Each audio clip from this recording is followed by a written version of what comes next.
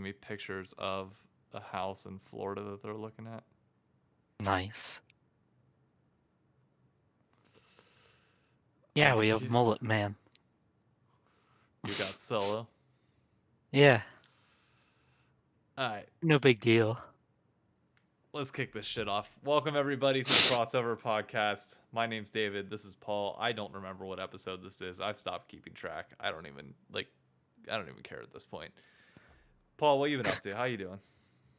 Pretty good. Just Other than League. Don't tell me about League yet. well, I mean, North Carolina lost to Pittsburgh today, so to be honest, I'm pretty down. But I tried to remember the good things in life, you know? I'm trying.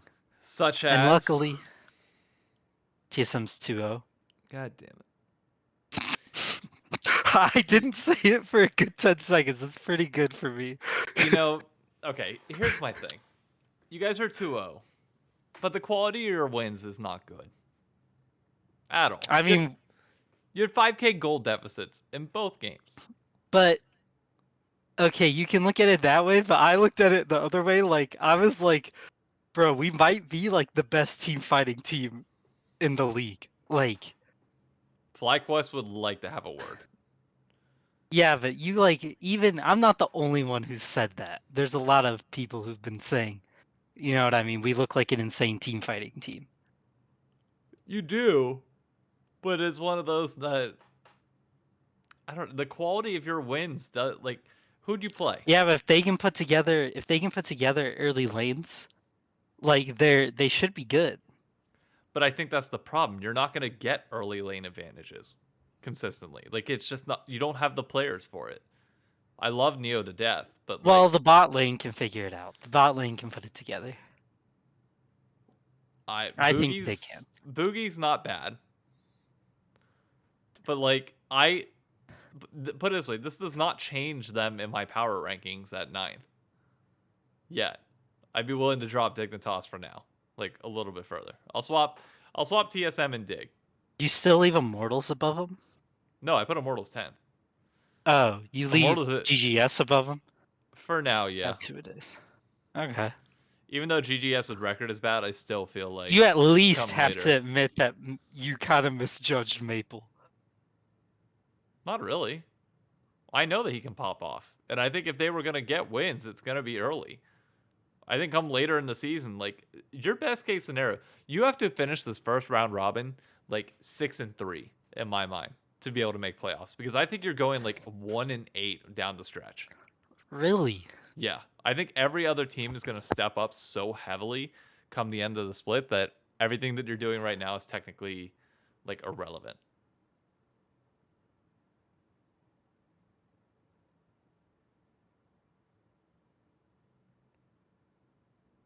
You're muted.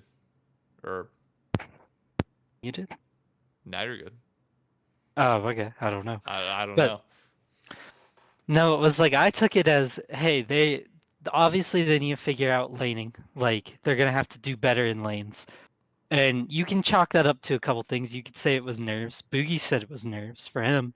On his live stream, he did. He said that he was nervous going into the games. And on his Twitter, he put that too. But I didn't really take it as like something where I was like, oh man, like they'll never be able to put this together. You can put that together. Team fighting though, being that good this early was pretty nice to see. I thought that was good. I mean, it's so hard because it's like, as much as I want to compliment, I don't want to give them too many praises, and then next week just get my ass handed to me because they go 0-2 against EG 100 Thieves. There's a good, very easy chance they do. The only thing that helps them against 100 Thieves is that you guys can't do anything early either. Did we watch the same game versus Immortals? Like, I'm not disagreeing on the... wait. No, I think against Immortals, yeah, you popped off early. I also think the Immortals was like inting that game a little bit. But we also did fine against C9 early on. It was just mid and late that we fell apart. We were winning bot True. lane with Varus and True. True. Azir against Berserker and Sven. Mid lane was even. Closer was actually gapping Blabber for the most part early on, like stealing away his camps and doing a phenomenal job early. It's just the Cassante pick ended up screwing us. Tenacity Yeah. was one auto away from that kill, and it just snowballed everything. From that point forward, we lost every single fight because Cassante was able to just tank everything, and Bjergsen, or not Bjergsen, Doublelift was able to get no damage done whatsoever. Yeah. No, that is true. I think I thought it backwards then. Because there was one part of the game where I was like, we can hold on, and I think it was mid game. Because I was thinking like, if they can team fight you guys, I think in team fights they'll be fine. Yeah. Like, you know what I mean? Obviously, they have to get there, but if they can lane against y'all decently in team fights, they can figure it out and put it together. They could. Especially if you get solo on a scaling pick like Ornn, and then you just allow Maple and Neo to hopefully just carry it late game, then sure. Yeah. But there's a world we haven't seen a lot from Tenacity yet. Like the Jax game, he played decently well, but Cassante just got ahead and it was over. The Renekton game, he was a little bit mistimed with his engages, slightly, but was still doing a ton of damage before he died. We haven't seen that Tenacity game yet where he just takes over. Which I think, if it's gonna come, Solo is the perfect guy for him to do it on. Probably, yeah. That's hard though, because Solo's been so good at eating these lanes. Like, Against the veterans, yeah. But what about the young guy I that mean, plays it a little bit differently? Tenacity just hasn't done anything, I guess, that's made me No, more worried about him than the people he's played currently. I would I think. agree so far, but I'm expecting, Yeah, based on what I'm hearing, not only from myself, but when you have people like Fudge still saying that Tenacity is going to be one of the top laners in the league by the end of the split, for like sure. it's hard for me not to just look at it and be like, okay, it's just a matter of time. Matter of time type thing. Yep. Thank you, Colin, by the way, for the 2-month resubscription. Appreciate it. Because But yeah, they look. It's still like it's not like 100 Thieves looks weak. I would say they did about what you would expect opening weekend. yeah, Like if anything, you're happy with that. You lose to the team you expect to lose to, and you beat the team you expect to beat. yep. Like, Next week's going to be the big one. Like I think yep. if you're gonna show signs of improvement, if Doublelift is confident like he's saying that he is, you need to beat TSM handedly. Like I think both of the games next week 100%. against Dignitas and TSM, you can have some fumbles and some slip ups, but like you should be able to put both of them down pretty easy, all things considered. For TSM, if they beat 100 Thieves, then sure, I'll agree with you that they're, for now at least, they're the real deal, and they're pushing through the first half of the split fairly well, and we'll see where it goes. Yeah, the what was it? The dig I saw is like at this point, dig might be moving down. Maybe Ignar fixes them, but I don't. No, I wouldn't trust in it. Would be the easiest way to say it, or the kindest way to say it. I Like, okay, this might be a little bit harsh, but I would actually like to see Dignitas finish 10th. why? Just because I think it'd be funny. I think it'd be like Santorin, Jensen, Armut, Ignar. Yeah, but I don't want to see Santorin go out that way. No, neither do I. But I also I want my boy Kemvi to, start bringing it back around, and I wouldn't mind Dig 10th, Immortals 9th, if that means that Kemvi finally can get himself on a decent team next year. Yeah, Like it's not like I'm dooming them to, I'm not dooming them to 10th because I hate them. I'm dooming them to 10th agreed. because I want like another team. Okay, I'll put them 9th. If Golden Guardians is 10th, that doesn't bother me. Yeah, I mean, if anything though, these teams are probably not. They're probably not ecstatic. I feel like from week one about their chances for the rest of the year because TSM was supposed to be easy, and I'm not saying they look perfect, right? We've already discussed it. They just look Yeah. okay. So you're already a little worried, like, oh man, are we like bottom of the pack now? Immortals had like everything they could have wanted to win that game and just couldn't figure it out. Yep. Like they can't seem to put together winning League of Legends. So more like ninth, 10th for them just seems how it is. Now Dig, I don't know what it was, man. They just looked really not good. Like I'm really willing to not give it good. another week to see if it's truly that bad or maybe they For just came sure. out flat. Because like there's too many good players on that team for me not to assume that they're gonna rebound. Yeah, but then it made me start thinking like if you think about it, that team, they have like realistically, they've never been uh none of them have had to been called upon too greatly. You know what I mean? They've always had somebody who can take the hard parts of the game for them. Yeah. And they're it's almost like one of those their parts actually are worse. Like as the sum or whatever. like like instead of the opposite where it's like their parts eventually equal greater, it's like no, their parts together actually is just not good. Like they're all role players. Like that's It's what happens when you put all role players together. the CLG 2020 effect, more or less. Yeah. That's Yeah, because basically what that becomes. for Ignar there is nobody who's gonna carry, right? There's no like power of evil in the middle of like one of the best mage splits ever, like type things. There's none of that. Like there's no guy to fall on Dick, really. Other Yeah. than Jensen, but Jensen's not really like not saying he hasn't changed people's perception of him, but he's still not a great clutch player. Like in the No. heat of the moment, he's not who you want. He needs somebody on the team to help, at least. I could see a So there world is where him that and issue. Santorin get rolling a little bit, but like For sure. the problem also is I feel like the mid jungle duos of the LCS, even though those two names are great, I'd take Closer Bjergsen over them. Yeah. Uh Kenvi and I don't even know who their mid laner is.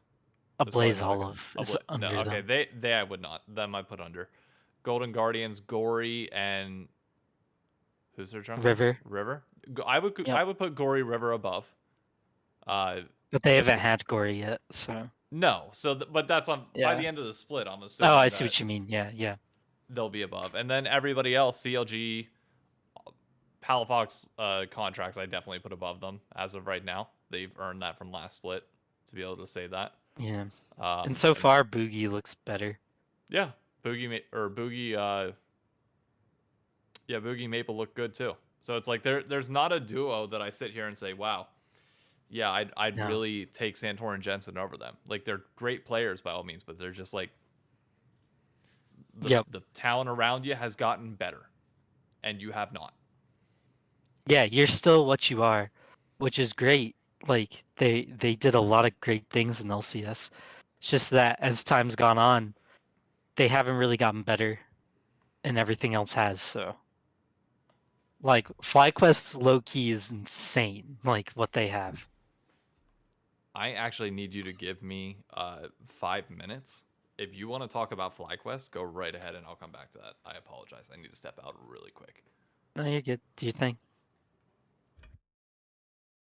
But I mean, I'm trying to think what I want to do with my time here.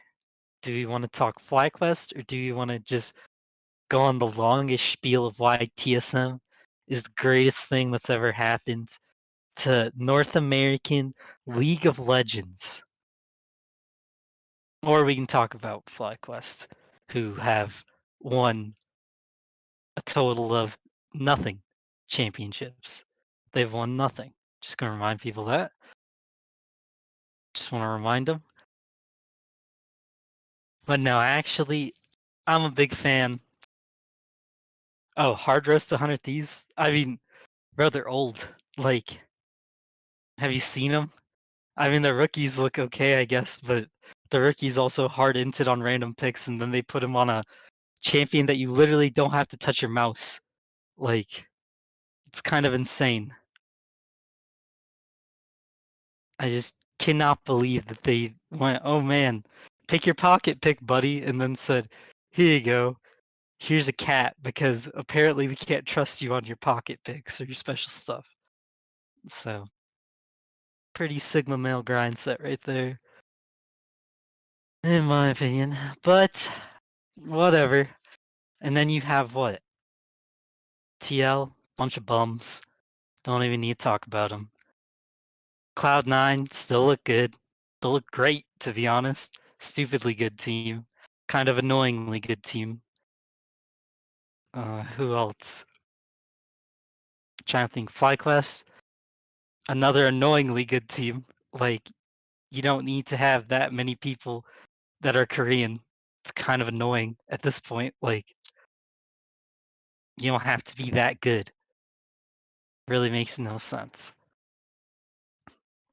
And then we can talk about the great teams, like some of the more American squads.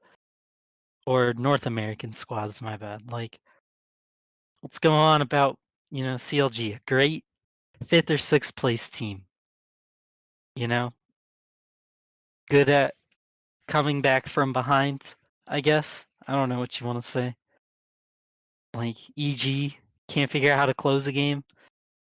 Not really worried about him. Should be an easy dub for TSM. IMO. Like, just how it is. Trying to think of anything else. EU, don't care. Anybody been watching LCK games? I've been. They're pretty good.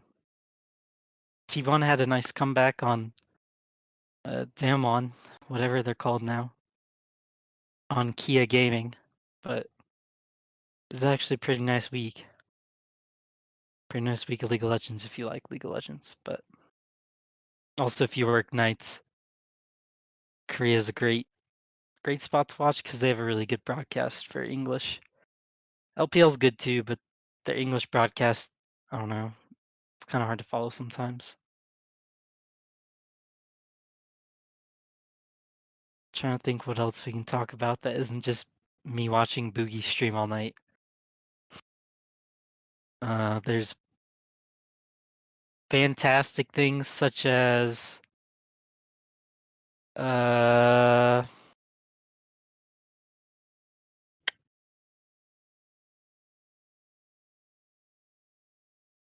let's talk about Cloud9, I guess. So are we all feeling like Fudge is the best top laner at this point, like possibly ever for NA? Starting to feel like it's getting to that point where he's gonna get that kind of credit.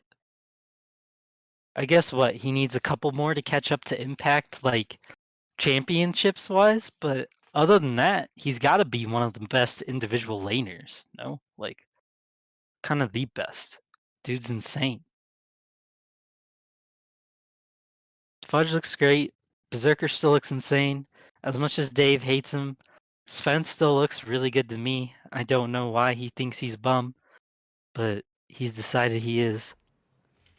I think Sven is going to be a problem as the season goes on. He's looking to get more comfortable. What'd I miss? I went over all the teams. Hmm. I said, who did I call bums? Oh, I said Golden Guardians, don't need to talk about them, bums. I said Cloud9's annoyingly good. So is FlyQuest. CLG's basically just did what TSM did this week. Basically, Like, yeah. couldn't figure out how to win an early game, but was managing to win all the team fights. So here's my question to you: if C9 and FlyQuest are both annoyingly good, they play together this week. Yeah. Who do you think takes it? I mean, I would assume C9 for now, because FlyQuest is still working out, like, some stuff about their team. So I'm still a bit more on the, C9 hype train right now. They've just been together longer. But I think it wouldn't be a shock if FlyQuest beat them. FlyQuest does have honestly, they're just They might They're be better insane. hands Yeah. wise. Like their hands are disgustingly good. Like stupidly good. The So they could be a problem. I'm trying to think. When does Ayla get here? Is he officially here yet, or still not? Still working? I don't know. I don't know when Ayla gets here. That was what threw me off the most, to be honest. Like that they were just curb stomping people without Ayla. I was like, bro, like this could be really bad. Like this could be very bad. You know what I mean? Yeah. Like to the point where it's like, what is everyone else supposed to do? I don't have a good answer for that. I'm legitimately scared at how good they look right now. Already. It's one Yeah. of the, like, could they get worse? Potentially. Sure. But I oh, they No. Could they? I mean, could they get worse? Yes, their players could get hit by a car, maybe on the street. That's about your only hope. Like, that's about it. Because other than that, they're not getting worse in the video game. Like, it's annoying how like okay, I'm not gonna lie, it's fun to watch. Like it is a blast to watch Prince go out there and just style on people. hmm I am really excited. I think him versus Berserker is gonna be fun, but like I think a lot of people are gonna favor Prince in that matchup. Berserker's fairly quiet, all things considered. And people in the LCS love like that loudmouth, that person that's willing to come out and trash talk. And that's what yep. Prince has provided. You also have Double Lift coming out here saying that he's scared of like the only ADC that he thinks is really good is Yeon. Yeah, So that made. I don't know. I'm just sitting here like, okay, I won't. you are the two ADCs that are willing to run your mouth. Like, let's see it. I really want to see it. Yeah, I mean, Berserker is like nuts. So he's the top dog until somebody proves him wrong, right? Like that's just the assumption. I mean, that's basically what Cloud9 is right now. Like FlyQuest still has to prove that they're better than them Yep. at this point. I mean, Impact is trying to get revenge on everybody because for some reason he keeps getting tossed to the side. And I'm sure it's pissing him off. Like, you know what I mean? Well, apparently this one he Now, didn't get granted, tossed to yeah. the side. This one Yeah, I he was took gonna the say, mech. granted, this one he wanted to go, like he wanted to go see what it's like to play with arguably the most talented team he's ever gonna get in LCS, Oh my god, yeah. like just by raw talent wise.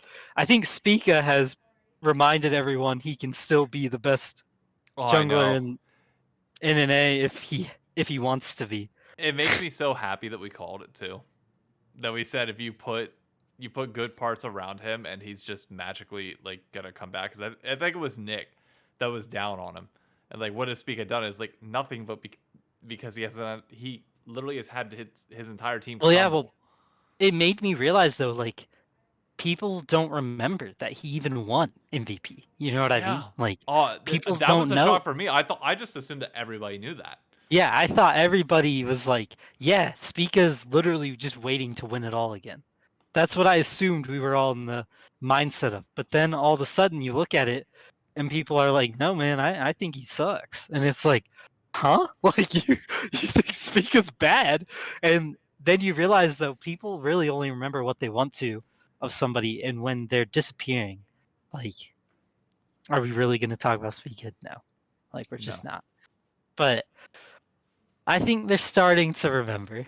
They're starting to realize it. Now, granted, he's only played 2 Maokai games, so not the most interesting character. You know what I I mean, mean? by that same definition, then Fudge has only played 2 Cassante games. Like, should I be putting him top of the league for Well, top no, I lane? mean like, I mean, Maokai's not like flashy. No, but like, I still think playing Maokai at a high level is still good. Oh yeah, it Like, is. I just meant people aren't gonna rate him high yeah, no, because they're gonna I say, yeah, Prince and uh, what's his name, Vikla, right? Prince yep. and Vikla carried him. They're gonna be like, they just carried him, and it's like, no, he's like the dude. Like, if he has somebody who can go, he can set you up insanely well. Like, he's just that good. I'm curious. Give me your top 3 front runners for MVP right now through From week 1 week one, MVP. Yes. What? Fudge, Prince, and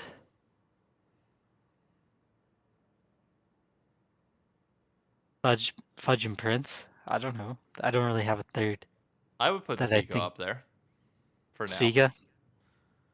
Like I feel like Fudge and Prince are the like Yeah, they're they're just definitely 1 and 2, yeah. uncontested. Do not put Solo on that list. Nobody on TSM gets to be top 3 MVP when you're down 5k gold as a team in all lanes. You do not get that honor. No. Don't worry, Like, week 5 when you're voting for Boogie, you'll sure, like you'll I realize. will gladly reconsider come week 5, but like I'm not willing to put it there. But it's just Don't like worry. I'm I know some people are going to be really pissed off at this, but I am very very happy that Fudge is the best top laner in the league again. At least as of right now. Cuz like he was that whenever we ended summer. At the end of summer split, he was by far and away the best top laner in the LCS. Someday was having an MVP performance in the regular season, but come playoffs, Fudge was the guy. And I like the fact that if we want to establish where the hierarchy is in top lane in the LCS, it has to go through him. And I think Sunday's going to do a lot to validate that. If or not Sunday, Friday's going to do a lot to validate that. If Impact can best Fudge handedly, then you can confidently say that top lane is wide open. That Tenacity could arguably be up there if he keeps performing decently well and barely lost to Fudge in lane.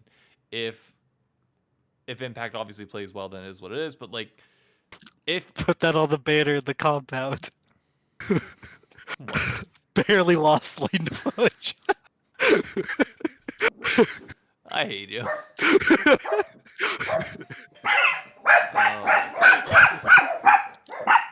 Get him. Oh, I was told to get him. No, I am not. My only thing, bro, about so here's my thing about tenacity that I saw, which I know he still has a chance to get there, and I know people keep hyping him up. But it was that the Renekton game, there was a couple plays where I was just like, man, like he's so close. So close to it making sense, but it just doesn't. You know what I mean?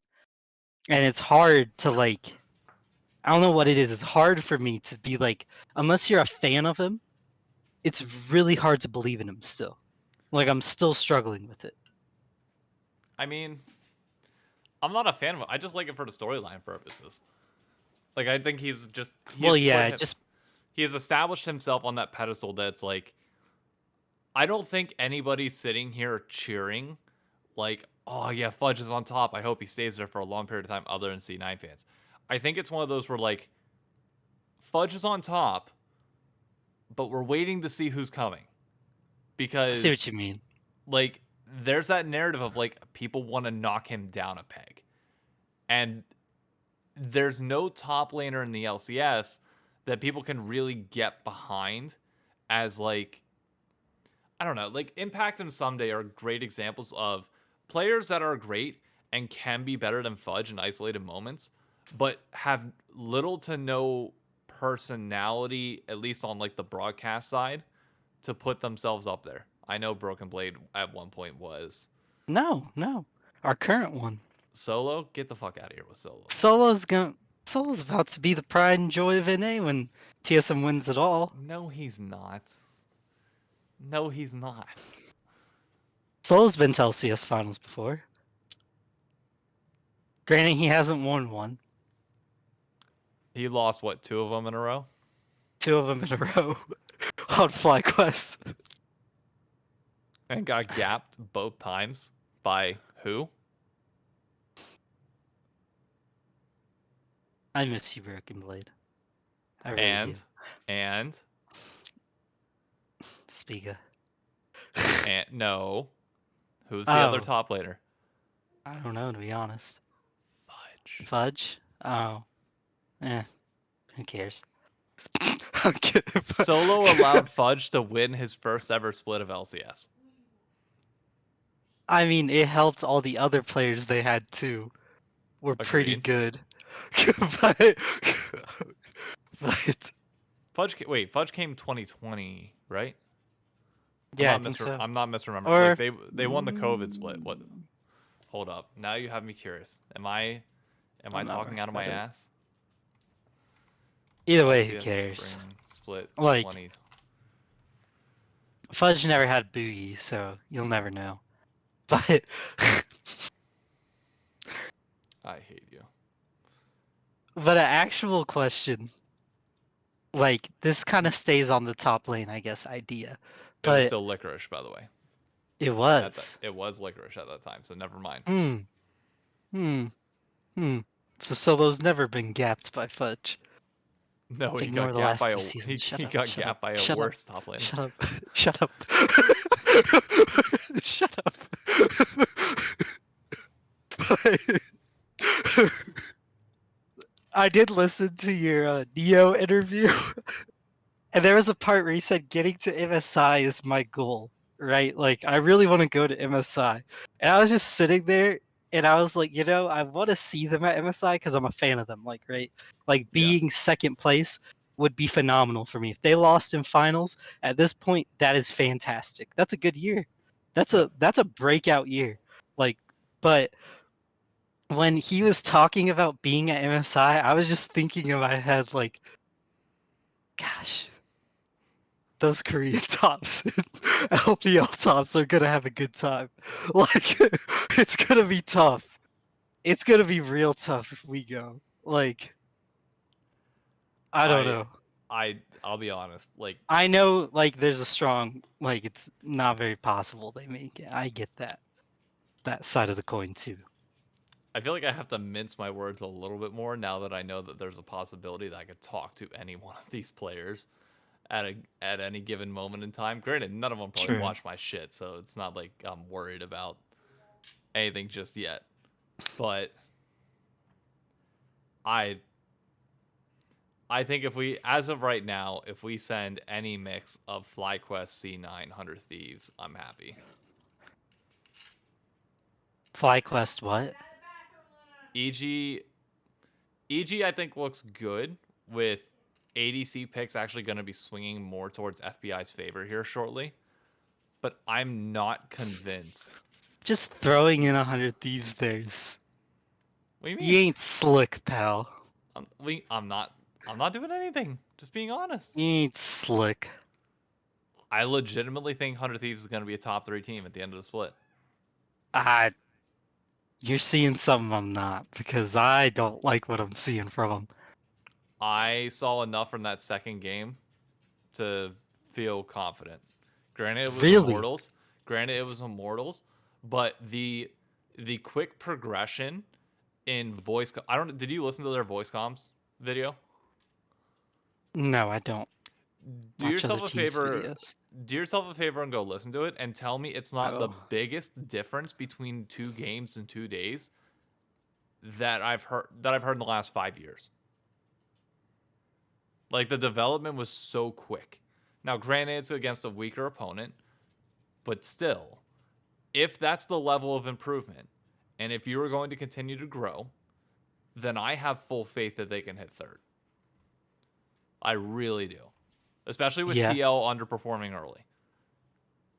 Well, TL underperforming is honestly just a benefit for like a lot of teams. I mean, CLG and TSM right now are like clutching their pearls that TL keeps sucking, because they're like begging to hold on to that fifth, sixth, you know what I mean, like area. And if they can just hold on to it, like long enough that TL sucks, like it's exactly what you said. For TSM and CLG, their goal is to go what 6-3 right now Yeah, 6-3 in the in the first round first and hold 9. on for dear life. Yeah, hold on for dear life and hope TL doesn't figure it out. Now, granted, I'm gonna be honest. I said this a while back that Piosik, I thought he was a thief in the night and he was doing legalized bank robbing, and it looks like I ain't wrong. Because it So looks far, like he's doing bank robbing. It doesn't look like he's anything to be happy about. Like, if I'm a TL fan, I'm like, she boy, we swung and we missed. This is Here, not good. And here's my Mark thing with isn't any better. Just gonna put that out there. nope. TL Uh, Mark didn't look much better. no.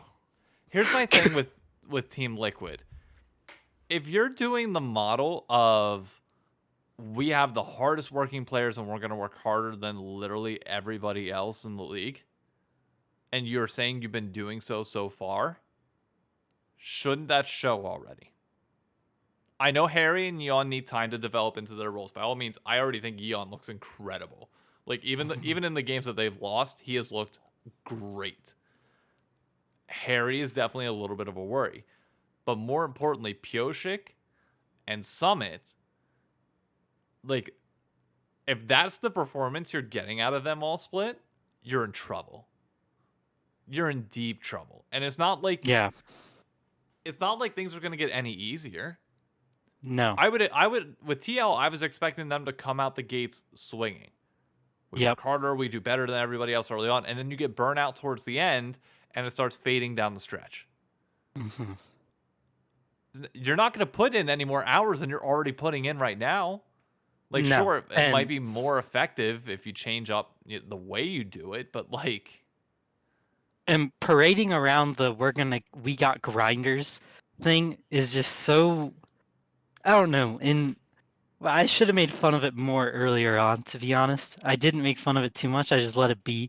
But I thought it was dumb in general because, like, the idea that you're gonna outgrind a lot of these teams have grinders. Like, when I'm watching, I've watched Boogie stream almost every night that I've had nights off. Like, that isn't a game day. He even streams game day evenings. Like, yep, after both games, he was streaming. Like, a lot of these players play a ton. Like, I know DL's been streaming. I've been watching his streams too. And Bjerg plays a stupid amount of solo queue. Like, Bjergsen just loves the game. So it's like, I'm not buying that they somehow grind more than other people. And I don't see how you're going to outgrind 100 Thieves other than double lift, because, like, I can see maybe you outgrinding double lift, right? Maybe he doesn't play as much in spring. He'll play more in summer because yeah, he and knows. he's raised concerns about their practice schedule and everything else, like just wanting Yeah. a little bit more time. Like, I get that. He's what 30 or 28, Yeah, I don't know. 28, But I think. yeah, I don't think you're going to outgrind two rookies in Bjerg No, and Closer. All four of them could just play League all day. Like, literally. Other than Tenacity needs to work out to keep his, like, E-boy look going. which to be fair Because is he's got to actually keep slaying. healthier. Is healthier Oh yeah, he in should. Well, general. he Like should be it's working out. That was like a joke. yeah. Like, he should have. He Well, did you should be. Double is buffed up a good bit. He has. I don't know if you saw his interview with Travis, but like he's filling out a jersey a lot better than he used to. Like his arms have definition to him. That was Well, he like started at TSM and then he just kept going, I guess. I know. And well, the problem is now you also have like I guarantee Double Lift got to this roster and was like, okay, Bjergsen's fit, but he's like, he's still kind True. of lanky in general. Like Closer's a little bit shorter. I'll still be able to look good. Busio, bless his heart. Busio is like the gamer like physique to the core. Like not built like muscly, but just has that gamer build to him. And then Yeah. you just have Tenacity over here, who Giga could Chad, literally like. could quit League right now and start modeling if he wanted to. And Yep. Double Lift just had to come on this team and be like, fuck, man, I've leveled up my biceps 20-fold and I'm still not fucking with this guy. Like, what the hell? Because he's in his physical prime too, technically. Oh, I So he's know. probably way outlifting him too, and he's just livid. He's in the gym putting up like so much weight, just like whatever, man. Man's over here like literally just benching out of his mind, looks over and just sees a dude taking a photo after his set and is like, okay, cool, man. Like, do what you want, whatever. Oh god. But I love this roster though. It's literally like this bro, if I 100 was a Thieves fan of them, I would be in love with it. this 100 Thieves 100%. roster is legitimately like one of my it's giving me 2016 TSM vibes, not from like the winning perspective, but just from like Oh, okay. personality, like Hmm. fun to follow both on and off the Rift. I fucking love it. Low key, you could. I think a almost better comparison, and it sounds wacky, but is like their 2020 TSM with a way better, more lovable support, Oh my god, yeah. like Oh skill yeah. wise. Like, because 2020 TSM was just like literally two dudes on the top side just memeing, all split and having a good time. And Bjerg's Bjerg, he kind of just stays quiet, but he laughs at all the jokes. And then you literally have like you have DL, so Yeah. you have DL memeing with them, like getting their memes down, getting their jokes, and having a good time. Like it's pretty fun. You guys do have one of the most fun rosters, Oh, it's 100%, great. and it's a breath of fresh air. Like no hate to the other teams, but they're like the only roster that fully speaks English. Them That's and like CLG. also loud. You know what I mean? Like CLG's Yeah. roster, I just don't see a lot of content. I know they put out a lot, but Yeah, there's the I the don't know. the I players don't aren't watch it. as they aren't as okay, this brings up a great point that was brought They're up not on as well Hotline. marketed, at least. This was brought up on Hotline League yesterday, and I thought it was a great point that caller calls in and basically says it's on the teams to do more content, like to help promote these players. And Travis pulls up CLG's YouTube page, and it like the videos of their team just have like under 1,000 views.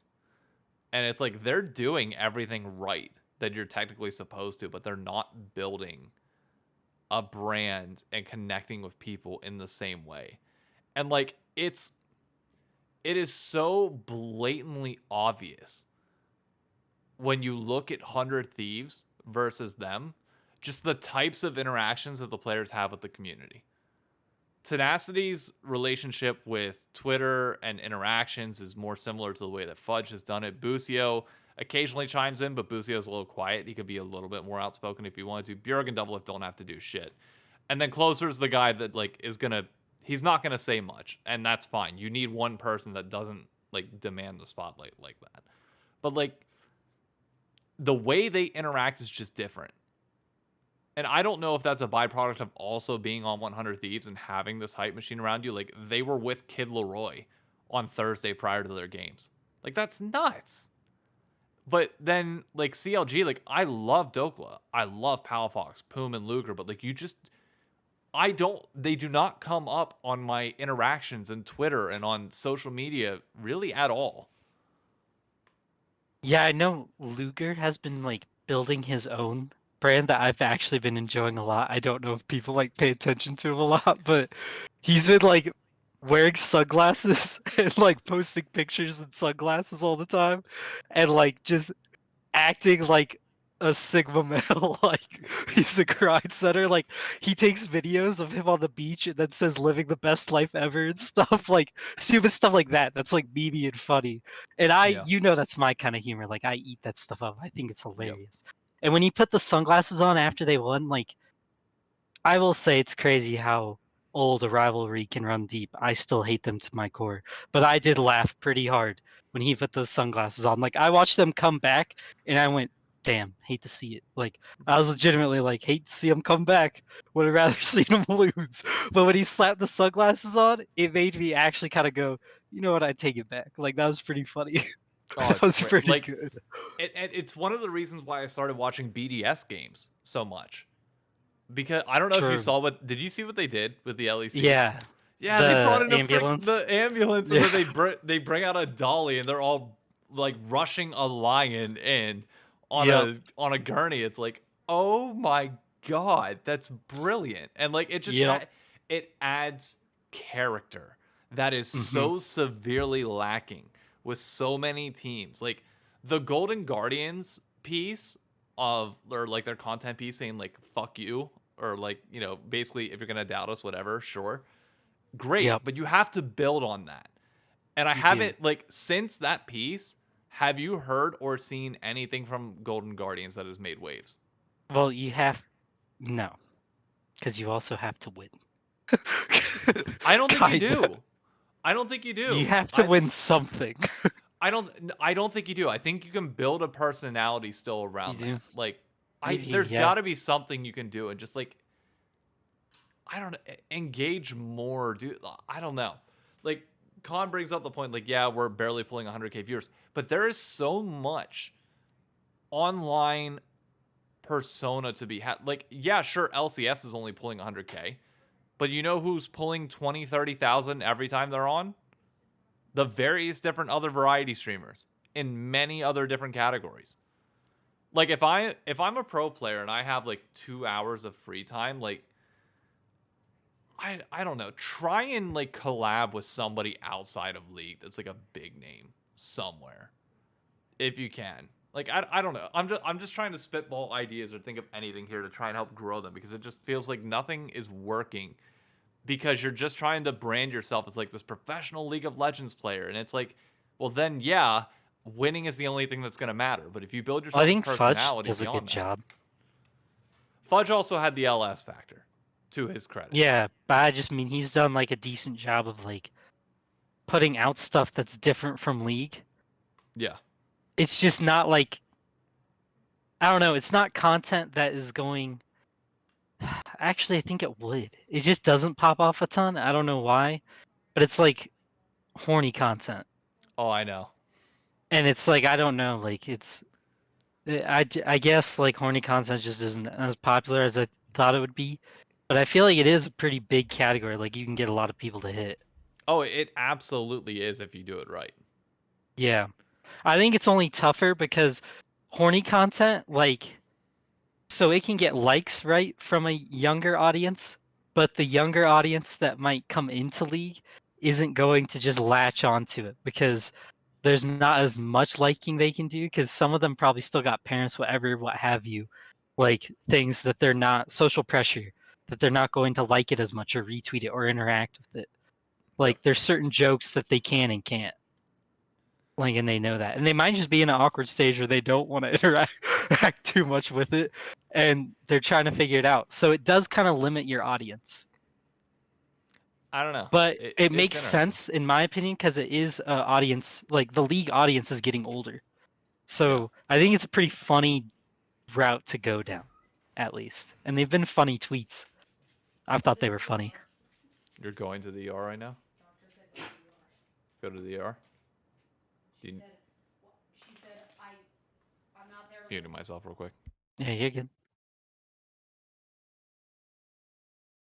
I guess that is a good point that Fudge doesn't bring non-League fans.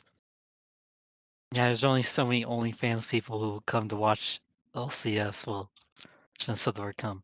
But I'm trying to think like of who has a good brand. I mean Double Lift, but his brand is mainly League of Legends, so I don't know what you're gonna do. I mean, theoretically, if putting Sneaky in super tight cosplays and giving him fake boobs wasn't enough to build out the LCS brand, what more can we ask of these players? What more can we do? I mean, we have pushed the limits of player content creation through OnlyFans of Sneaky or whatever you want to call them, Patreons. I'm not sure what more we can do with them. When you look at Valorant, especially in any of the views really come in when the content creators big. True. Collabs are a huge thing. Realistically, we need to get our players all with Saikuno and Cutie Cinderella. We're just gonna have to start making them make friends. It sounds terrible, but the more friends we make them make, better off we get. It's logically all we can do. Logically. But I would say like people who I think like there are a lot of players who stream at night though. Like now that I've had to be awake all night, I've got to catch a lot of players streaming at night, which has been pretty great. Oh, All right. So, quick update in case anybody heard there. So Emily had COVID last week, and she has gotten better to the point where she's testing negative, but now she's getting some tightness in her chest, and she's already on steroids and has asthma and has been consistently using her inhaler. So she is going to the ER right now. Uh, because the doctor's orders told her to go to the ER and just see if there's anything they can get done with it. Uh, I, I'm, I guess not going with. Uh, she's just gonna go and chill, and I'll stay here and take care of the dogs. But if I have to end for any reason, you all know why. Yeah. She is not. She also does not want to go to the ER. I don't think anybody I mean, does. who does? Yeah. I was gonna say I agree with that take. Take your food with you. I'm sure they'll let you eat it. Oh, will they? Do you think an ER will let you eat outside food?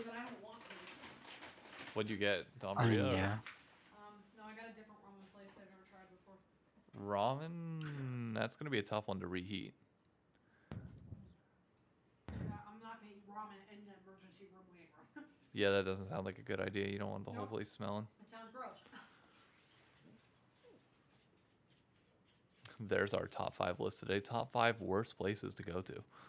Number Top 1, the 5 worst hospital. places to eat ramen. The ER. Number 1, First. the ER. Number 2, in your bed. Yeah. Number 3, what? The subway. No, I've eaten shit on the subway. Okay, well, yeah, I It's guess not the too move. bad. Yeah, I've the never soup. been on a subway. It depends on the ride. If you get a bumpy ride, eating ramen on the subway is not going to be a desirable experience because it's going to Just overfill name you. the Midwest. Rude. What? Rude. I clean I the like trash them. can before I go. The Midwest is dog mentality. Don't like Yeah, grit. because you have to have dog mentality because it's dog to begin with. What? It's dull or dog? Dog to begin with. Oh, it's not dog. I mean, it is because we're all dogs. I mean, of anybody to talk about dogs here, obviously. You can get good ramen in the Midwest, trust me. You just have to go to like rich areas. Coco's a thug. Has a chain. In She does have a chain. I liked when the doorbell rang and she was after him. Dude, I wanted her to get him.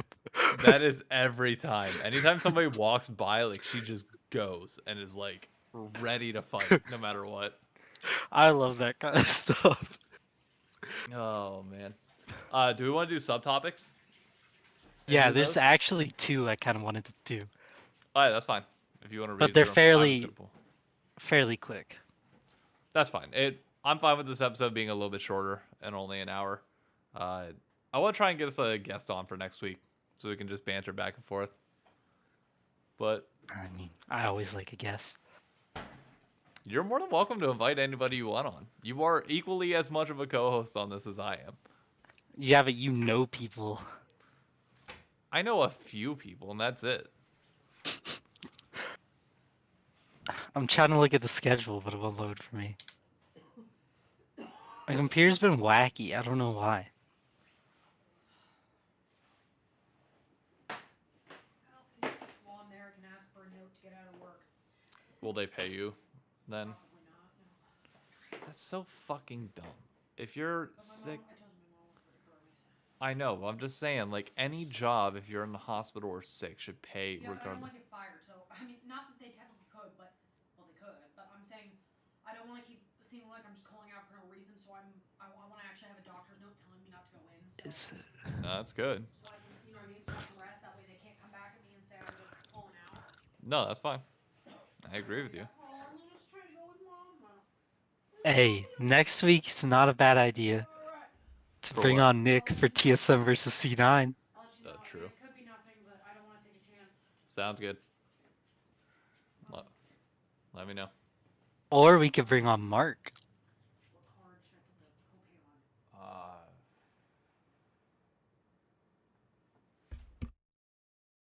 Did I miss the subtopic today? No, I haven't. We haven't done it yet.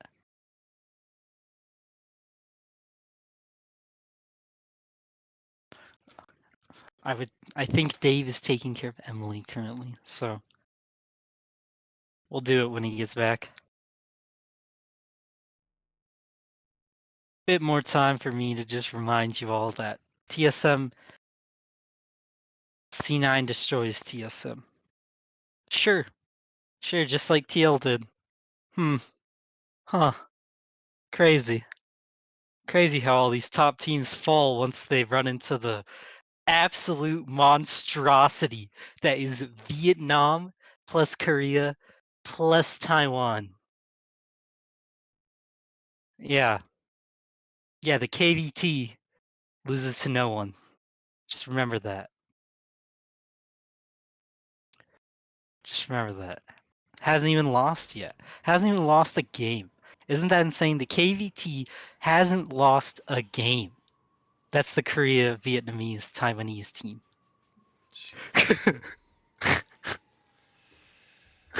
Oh man, sorry about that. Had to take care of a few things. She's heading to the hospital now, but Yeah, you're good. Every time you leave, I just remind people how good TSM is. Jesus Christ. I am sorry This is to a- everybody that's tuning This in. was a that good has to- episode.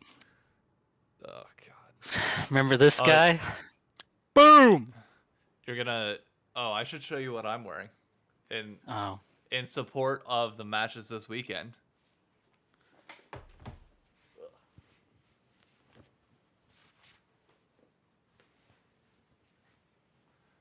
that's a pretty cool jersey, I'm not gonna lie.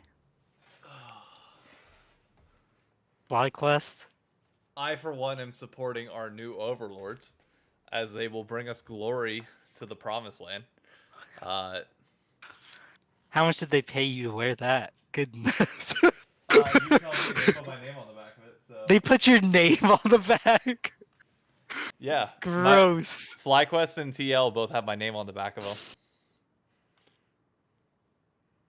Goodness. You know what? Yeah, it's fine. It's fine. Here's fine. here's the worst part.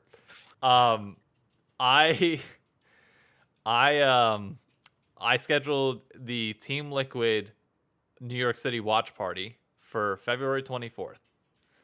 It just so happens to be on the day that Team Liquid is facing 100 Thieves.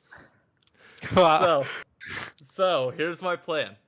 I'm going to wear my TL jersey the entire time that I'm there, with the exception of the fact that when the game starts, I'm going to secretly go into the bathroom, change shirts, come back out, stand in the back so I don't get in trouble, and loudly cheer on 100 Thieves, and then go back into the bathroom, change into my TL shirt, and come back out and be like, damn, tough game.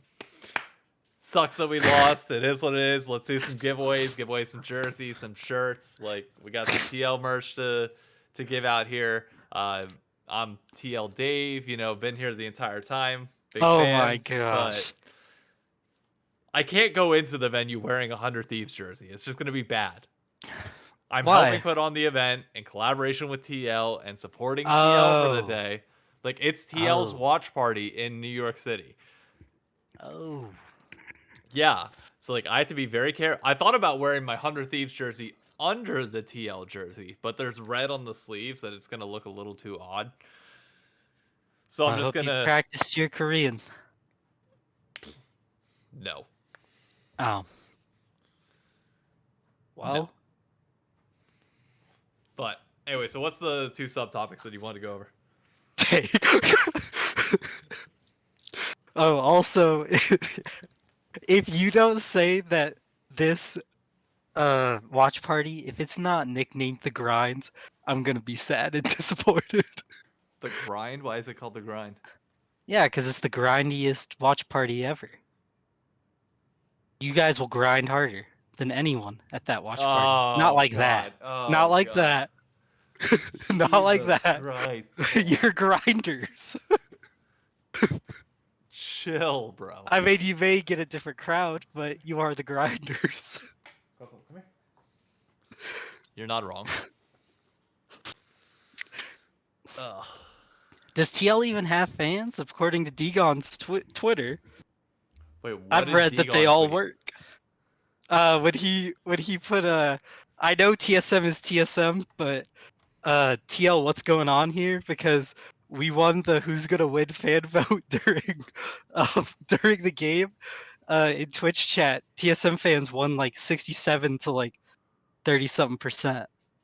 And Degon put like, what's going on here? Like, where's all the TL fans at? Like, Okay, well, okay. See, that's been my thing from the get go with TL. Is like, you had double lift. You didn't do shit with it. You didn't no. retain. You didn't do a good job of retaining any of those fans. And it's like 100 Thieves. I think we are making a somewhat a slight mistake and not doing a better job of like promoting our team and like the brand of 100 Thieves itself. But like, at least we've got other personalities that are able to help fill that gap. I don't know. I don't worry about our fall off as big. Yeah, no, I I'm worried for them a little bit because like that kind of tweet, as funny as it was, when I went to the replies, I was expecting TL fans to be like, ah, screw TSM, blah blah blah. Literally all they all put was because we're at our jobs. That's Oof. not like a big reply, you know what I mean? Like No. they're like, hey, it's because we work for a living. I As was if like, every other fucking yeah, I fan was like, doesn't. what are you talking about? I was like, I mean, I got I like that was the trash talk, was like, it's because we actually have jobs and all the TSM fans are homeless. But I was like, literally, we've been around forever watching us suck. And even so you're telling me we can get more homeless bums on the street without phones to tune in than you can? Yep. Like, that's bad. That's bad, which I'll take, by the way. Just want to remind them that. Yep. Hey, Hey, a dub's a dub. hey. Guess what? Maybe it's because TSM fans are Giga Chads to tell their boss, no, I'm going to vote in this fan poll because my team's going to win. That's right. I'll take a pay cut to vote in this fan poll. That's the true grind set.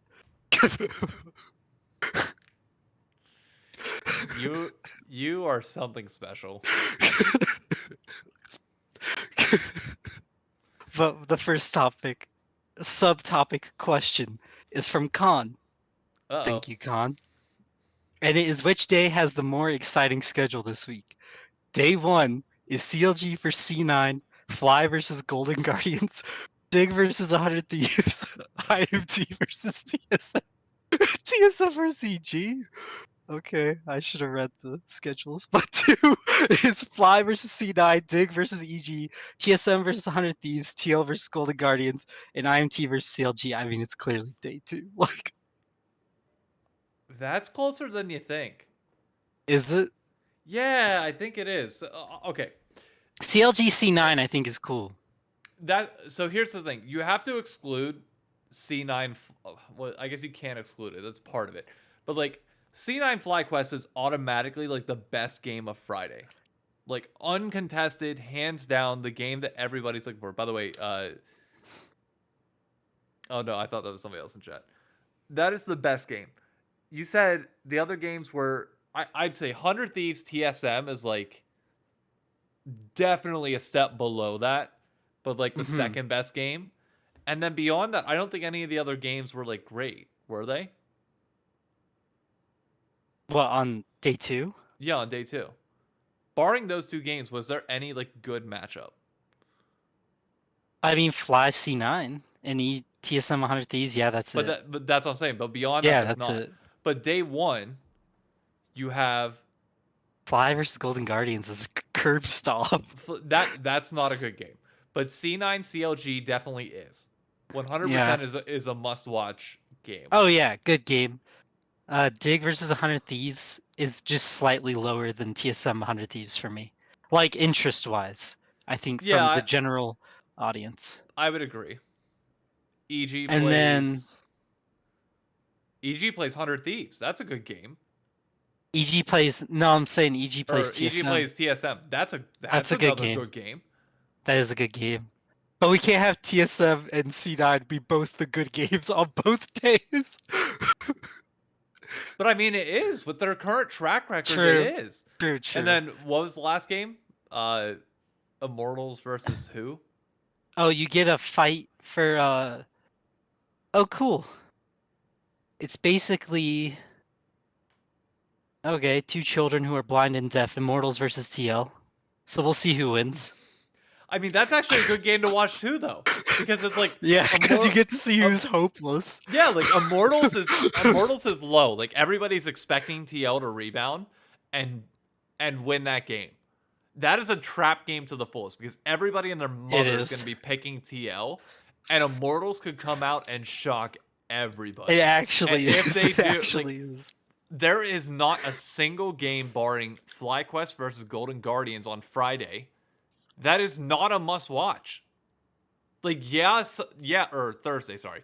Yeah, Friday has by far and away the best game of the week. Hands down with FlyQuest C9. Not denying that. But that does not overpower the fact that there are 4 games that you need to watch on Thursday versus only 2 on Friday.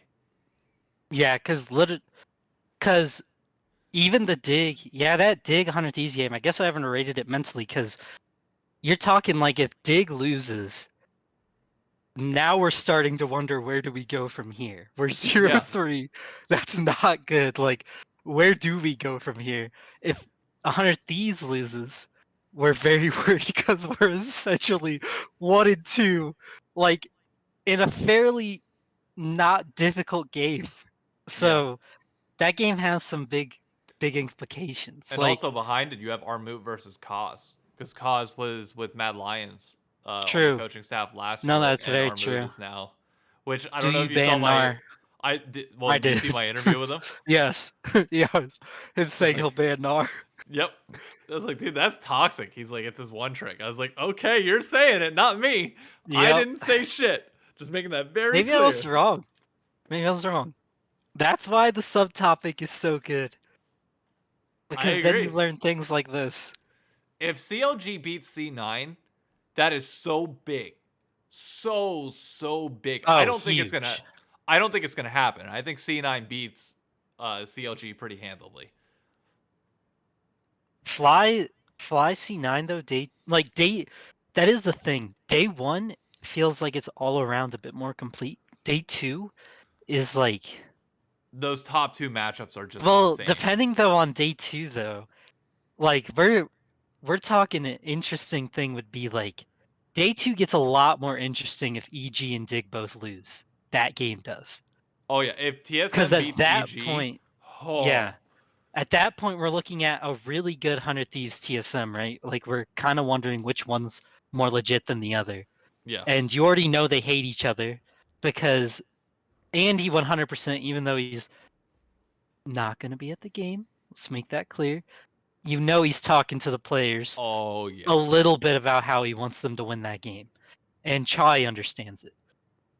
So is Glenn. And then EG and Dig, if they're 0-3 and 1-2, you're talking about like things like alarms are raising if Dig beats EG there, and EG goes 1-3 and out of the week. Like that's huge. And then I'll TL be Gordon honest, though. Guardians, that's like a. What are you gonna say though? I don't see a world where EG comes out flat like they did. I don't think they This do. week. I think they probably beat TSM. I mean, if we're being FBI honest, Vulcan looked incredible in both games. They FBI specifically has just looked good. And I think if under the assumption that JoJo does not run it down this week, they're fine. They should beat TSM. But if for some reason TSM pulls off that upset, that I will give you. That is the only way that Friday becomes a better schedule day than Thursday.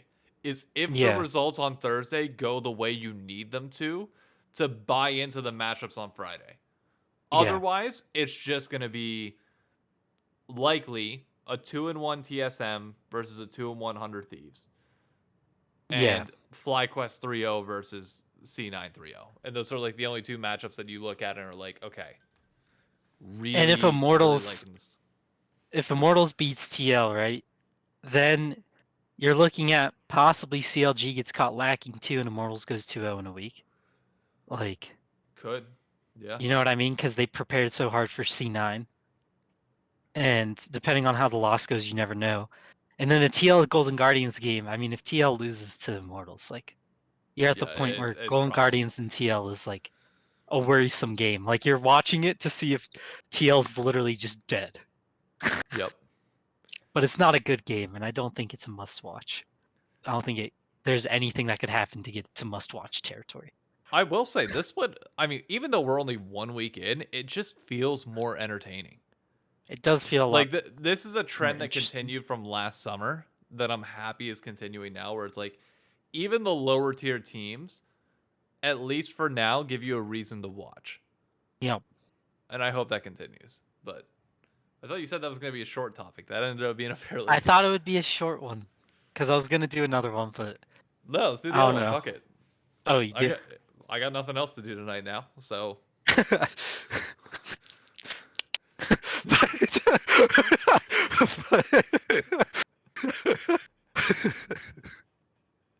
Sorry. um, so the other one I was interested in was from on your I'm poor now. What is it? Just Nick. I know him as Nick, but it's from Nick. Boston Scott, one of the backup running backs, along with Gainwell for the Eagles, will probably see plenty of playtime in the Super Bowl. We'll probably see plenty. I mean, I don't know. He doesn't play a lot. That's football. But he is, however, also a contracted Rocket League player under Dig. The question is, do you think Riot/LCS going after some of the big ticket orthodox sport athletes would be worth it? No. I don't either. No. I wanted to talk it out because I wanted to see if you could convince me if it would be. No, I don't. Okay. The audience you need to be going after right now, in my opinion, is the Twitch crowd. Yeah. Like the casual audience, the casual stream viewer person that the Hotline League caller said was a what was the guy's quote? Did you see I read it, but I didn't have time to watch it. It is the most, he said it in the most like inflammatory way that I think I've ever seen something be said before. But let me just make sure I word this correctly. Cutie Cinderella on the LCS broadcast was the single worst broadcast decision ever made, and it shows an absolute disrespect or absolute lack of respect to their core audience to get the Zoomers in. Who the fuck do you think is going to grow the LCS? We've been trying to cater to the sports fans for years. Yeah. And it didn't work. So guess Yeah. what? Understandably, we're pivoting towards the Zoomer Twitch crowd because, quite frankly, if Lovely can sell out a chess boxing event full of Zoomers, then why the fuck can't we sell out LCS with a stadium full of Zoomers as well? Yeah. Disrespectful to the LCS and Legacy fans. Fuck off. That's some bull. Yeah. I don't know, like, why you would pick an athlete, you know what I mean, who's busy. Yeah. Like, the problem is, and this is a rude way to word it, and no offense to that guy, he's making millions, so he shouldn't care what I think anyways. They're not gonna, the only player you could get who could actually have the time to do that probably isn't good.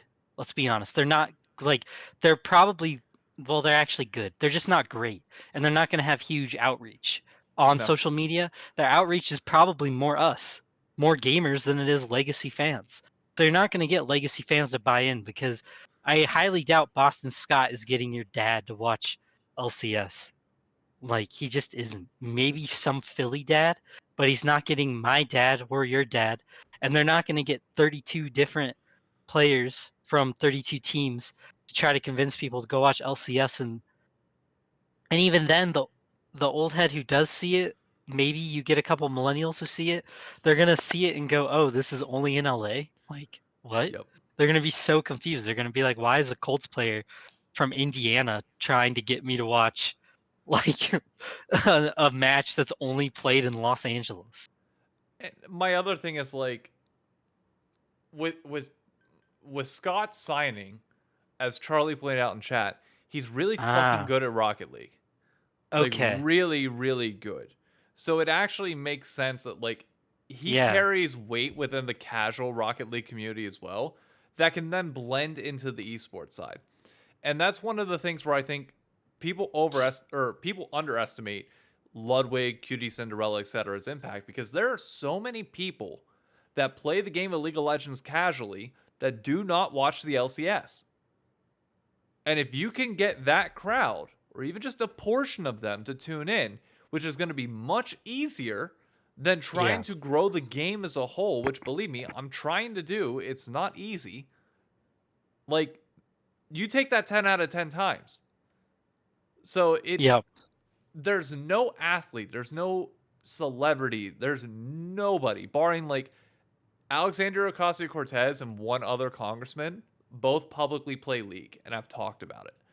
Like, they're the only two, but you're not going to pay a fucking congressman to come on and play League of Legends. Like, No. that shit's not happening. Nor would AOC take like that kind of money or like do that specific type of thing. So it's like, Yeah. who the fuck are you gonna do? Like, Mr. Beast is literally the only person that has genuine love for the game that can promote to an audience that does not already play League. He is the Yeah, and only one. your greatest example of this, and the example that's winning more than any other thing has worked so far, Koi. Look at Koi. Like, Oh my god, yeah. that dude is getting more views than the regular stream. The guy who owns them. He's literally pulling more than the actual stream for LEC. Like, is that fully healthy for the environment as a whole? No. Like, not really. Because we saw what happened to LCS, right? Not to toot the horn, but I'm more saying we saw what happens to LCS when the legacy team fell off. When TSM fell off and everybody was basically a TSM fan and a lot of people were tuning in for TSM, like, LCS started to fall off. People didn't spread out the way people thought they would. Like, they just quit watching. A lot of them did. There wasn't like people going, "Oh, hey, maybe I'll move to this team." It literally just started to fall. It was kind of insane. Like, it went from TSM getting million or like 200 to 500k easy on Legends to nothing now. Like, essentially, Yeah. comparatively to that. So I don't really know what you do there, because you either, if you do the streamer route, which they're trying to do with Cutie Cinderella, it's not completely organic growth, so it's a little tough because you never know how long they'll stick around.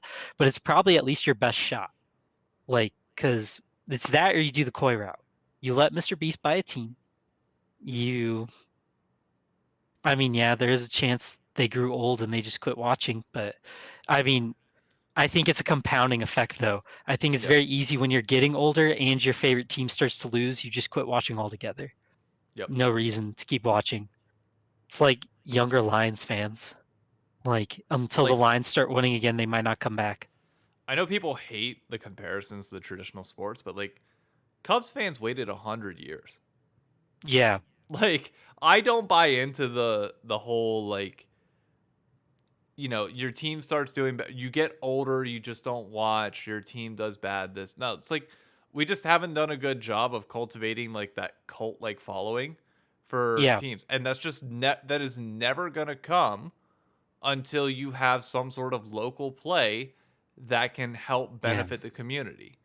And And to the point of, oh, sorry. no, I was just gonna say, so long as you don't have that, your next greatest asset is your streamers. Yep. Because they basically serve as like, I might not live in Dallas, but I might be a Ludwig fan, separate Yeah. from LCS, and Ludwig is that thing that segues me in. I might not give one shit about baseball, but if there's a team in my town, it's that one step in between, which then gets you into it. Streamers are that for esports. They like, that is the only mechanism that we have that is similar to that. Yep. And to the point of, like, I'm a Colts fan, I'm still here, and Khan's point of the Maple Leafs being bad but still having the biggest fan base in the NHL, my point is that you guys are talking about teams that have been around for 40 years. Yep. Like 18 years. Like, I'm a Colts fan, and that's in my blood. That's a lot different than those TSM fans from the jump, right? All of us watching TSM just went on repeat. We're watching for 4 years, like maybe 6 years. Like, there's no in your blood at that point. That's just something that you pass down to your kids, maybe when you have them. Like, you have to cultivate that, and you have to survive generation. Like you have to survive that first generation to the second to really build that cult that we're talking about. Like you have to indoctrinate people. Like there, as a Colts fan, I'm indoctrinated to be a Colts fan. I'm not like just a Colts fan. Like when I go home, it's like what we talk about, you know. Like we all know with me with Carolina, like I'm not just a Carolina fan. Like I am disappointed when they lose. Like today when they lost, I was legitimately down. It took me time to get over it because I love that stuff. That kind of thing doesn't really come for everybody naturally in League of Legends, and you can see it pretty easily with how uh what is it? How people jump teams. That'd be my Yep. best example. Like people jump teams a lot. So if you're jumping teams, are you really die hard? Are you really waiting for your team to win forever? No, you're No. waiting for Doublelift to win. You're waiting for Bjerg to win. Yep. You're waiting for whoever you're a fan of to win. Like you're not just waiting for your team. Because I can tell you as a TSM fan, the engagements have gone way down. I still watch. I'm a diehard, but I can tell you a lot of people are gone. And don't you be fooled, people on Reddit. I know which one of yous come back when we start winning again. I see your posts. I see your comments. And I know yins who don't actually care. And that's hard to build. Quick update. Yes. Emily's already at the ER and already in back getting an EKG. Oh. Are you going over there? No. Just Okay. updating. Her heart rate and her respiratory system and heart rate are significantly higher than they should be, which is part of long COVID. But with her having asthma, it's a little bit of a worry. So just keeping people updated that if you, as always, I mean, I got nothing else to do for tonight, so I might just sit here, chat with Paul, and we might even play some games after this. But if you see me dip out for a random reason, that's why. Okay. I'm curious, do you follow golf at all? No. I'm sorry. I bet on it. There's gonna be like a one person, like there's gonna be a single person in this chat in this entire comment section that is gonna understand this reference at all. But one of the major shakeups this offseason for golf was that normally you see like big brands like TaylorMade, Callaway, and like all the club manufacturers who drive in the real revenue of the industry besides like the actual clubs staying Live Golf basically. Tour. Well, they're the tour themselves. They're not like a manufacturing. Putting out the No, Saudis. But like the one of the interesting moves of the offseason was TaylorMade and Callaway stopped funding as many low-level tour players.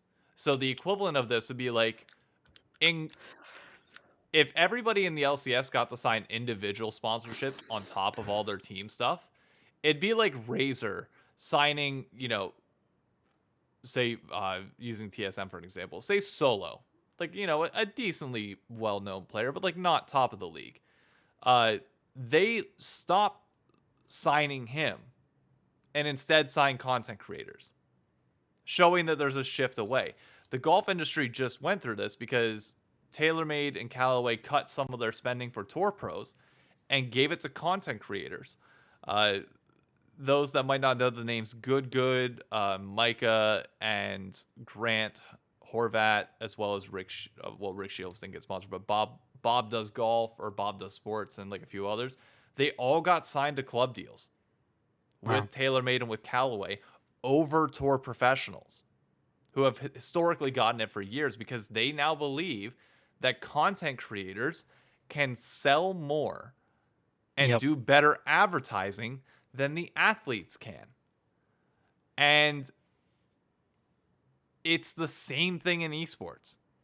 Why would you sign to some of these teams and some of these players on the esports side when casual content creators are just simply outgrowing esports consistently? Yeah. But what the PGA Tour is smart for doing, which they started doing last year, was they bring in these content creators who are signed to these deals, etc., and bring them to tour events and consistently promote the game of golf and the highest level while also still making content out of it. Because for the longest time, it's just like, no, we are the PGA Tour. We are the epitome of competition. We are doing everything we can to make sure that we have the most amount of competition, and it's all about that. No cameras, no phones, no recording content, no doing anything. Last year they changed it, and finally, you're starting to see a younger generation pop up Mhm. now from it.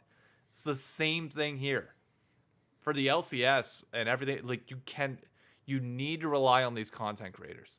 You Yep. need them to be invested in the LCS ecosystem, talking about it, watching games, playing it, interacting. You need them more than the pro. They can do more for you than the pro players can, unfortunately, barring the top 1%. Yep. It's and that's a perfect example because like that is the shift that's coming. Like, I know this all started from a football player, but even there, we're seeing athletes literally turn down playing football anymore to become content creators. And it's working. It's working at a high clip and it's kind of insane. Like, Pat McAfee is the first choice almost everybody takes, right? When they hear a football player going content. But even then, you still have Brandon Marshall's channel with Chad Johnson and them, and there's more. I can't remember all their names, but I there mean, you have them. The Kelsey brothers are a great Yeah, the example. Kelsey brothers. You have Taylor Lewan and his boy. I can't remember the other one, but I feel bad. But you have Bussin' with the Boys. You have all that stuff coming out, and it's starting to get huge. Yeah, Gronk too. I mean, Gronk is going straight into that. And then what? Tony Romo and Brady both went right into being analysts who were hella paid. Like Brady, dang near getting more than what he was getting playing. Like that's Yeah. kind of insane. And it is like that shift in pro sports. Golf is probably more like probably showing it better because golf actually has more content creators and they can be closer to the game. It's kind of harder to have content creators close to football. Yeah, Like that destroying kind of does it, but that unless that's you're why I a love former athlete. the comparisons to golf Yeah. and gaming and League of Legends, because it's like you said, with football and with baseball and with basketball a little less than the rest, but definitely baseball and football. There is an accessibility gap. It is Yep. not easy to find the amount of people that you need to play. It is next Yep. to impossible to play it casually without worrying about risk of injury with football or with baseball. Yeah. A little bit easier to play pickup. Softball obviously is like a nice alternative to it. But Yeah. there's no way to like actually just play the sport in the same way that the pros play it, but on an easier scale. And Yep. that's exactly what golf allows you to do, to play it at any age Yep. and then climb up from there. Same thing for gaming and League of Legends. You can game whether you're young or you're old. The Yep. accessibility factor is always going to be there. So like the Because you have parallels that. between the two are phenomenal. Yeah, because basketball's been getting influencer heavy and like Twitter heavy for a while now, Oh but yeah. they've just started to buy into it because they're like, there's nothing we can do. But then you have like League, which is probably the only game where you can literally try to play well and then get to play against pros. Like there's not a ton of places where you can have that opportunity to like play against your favorite player. Like even us in Gold or Plat, we're literally hard logging in whenever events come to North America because we're praying that we get one player who like happens to accidentally get in your Plat lobby because the system messes up. And so you're just queuing games hoping that you can say, I played against this pro player one time. And that's it. Like everybody does it at every rank in hopes they can get one lucky game. And I mean, that's what makes it so good. I mean, even the in between with the pro players and the content creators, like we all know I'm a huge Ratterall fan, and it's not my fault, but I find it hilarious when he types to some of those ERL players and he's like, he'll always be ERL or something. Like, he's just super annoying, super toxic, like, type of streamer. And then the ERL players are like clapping back, and like, Europe is a different kind of cesspool of toxicity, but it's hilarious to watch this because it's like, yo, these are like actual pro players, like grinding it out. And then they're playing against some random bozo who won't show his face ever and goes by the name Rat IRL. And they're actually like typing with them, playing a game, like fighting each other. There was a time when Braun was in Rec League. True, he does do Drew League, but Yeah. those kinds of things are just so unique and fun in League that if they like buy into that more, especially with the Cutie Cinderellas and the Mr. Beasts and the Ludwigs, like I don't see how that's a problem or how it hurts. I just see it as something that can make it better. What Twitch would be Rivals was a great thing for a little bit. They what just would overdid it, in be my opinion. imagine a world where every LCS org has like 5 content creators that play League of Legends, and before finals, like say you have LCS finals between Cloud9 and FlyQuest, you have whatever you want to call it. Let it be the bronze finals. You Yeah. have the 5 content creators from Cloud9 come in and face the 5 content creators from FlyQuest, because they're going to be just as excited to watch their team play later and try and win it all.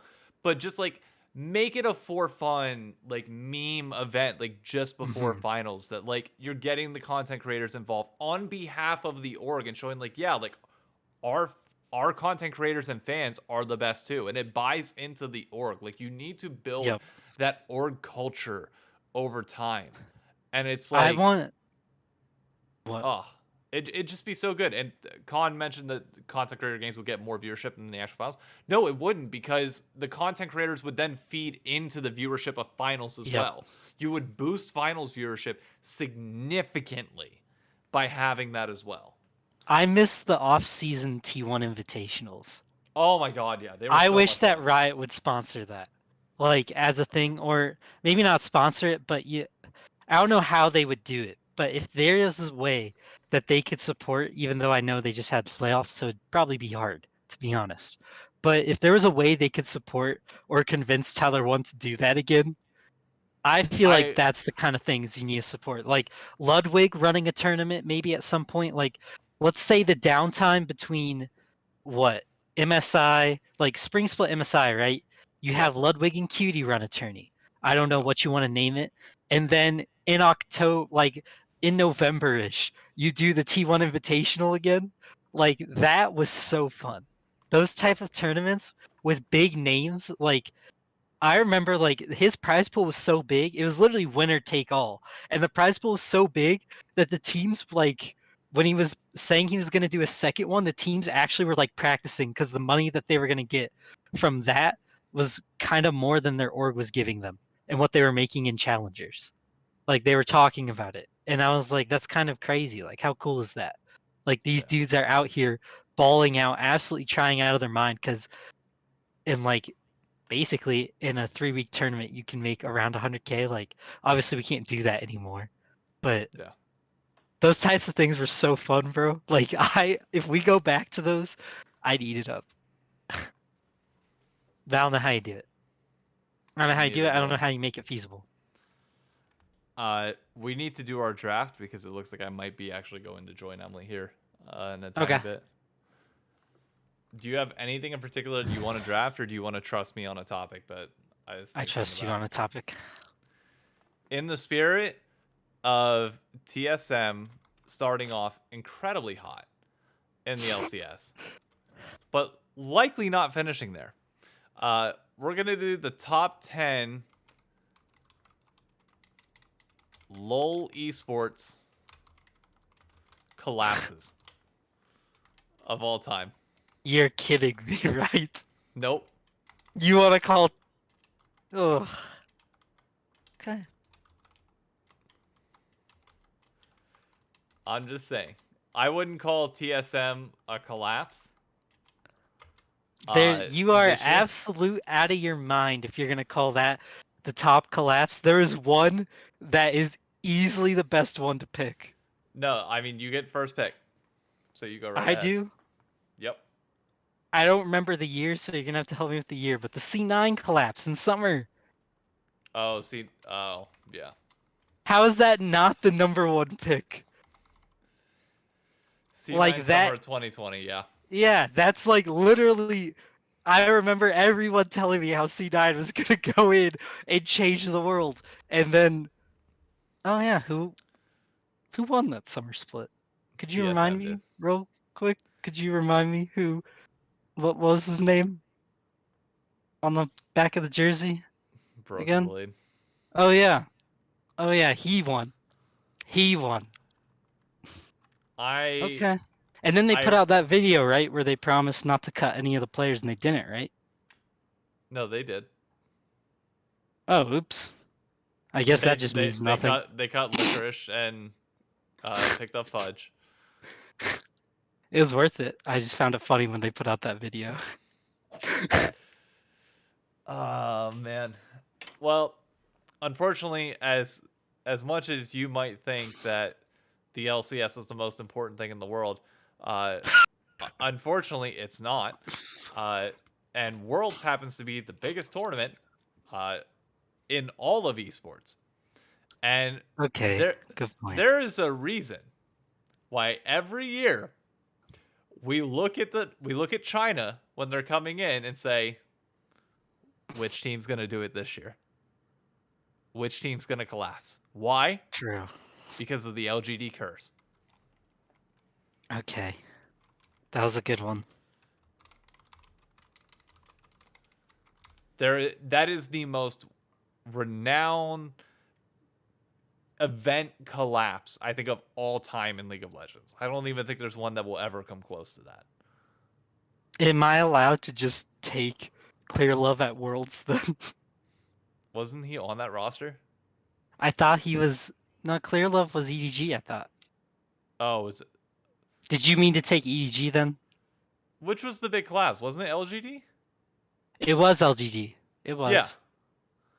But you're okay, so you're gonna go Clear Love like But Clear Love at Worlds, because remember, like, he would always go to Worlds and just never win. You're not wrong.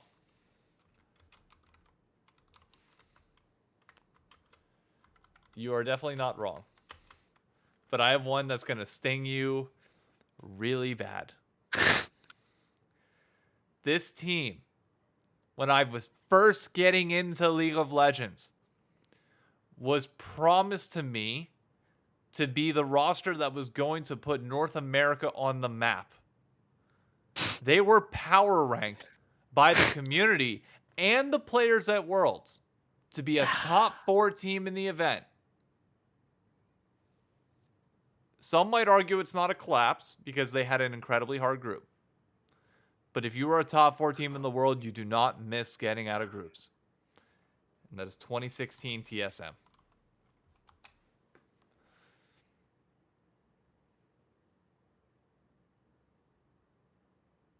You are awfully quiet. I've never heard you, like, you went like a full 6 seconds with no reaction there. I feel bad. Did I like strike a nerve? I was remembering it. I'm sorry to put you through so much trauma. I was just remembering it. It was bad. I don't know, man. That, like, remembering that year hurts because, bro, I remember, like, literally staying up. I switched my sleep schedule for that Worlds. I was so excited. Like, legitimately, like, I changed everything because I was in high school, right? So I changed everything to where right when I got home from classes, I went to bed. Like, Wow. straight up would go to bed, and I would get home, go to bed, sleep for 8 hours, wake up at like the time that the games were starting, Yeah, like and 3 then a.m. like, when I was prepping for it, like 2 weeks ahead, I would like go fishing every night at like 3 a.m. Wow. Like, I was to keep myself awake because I was prepping. Wow.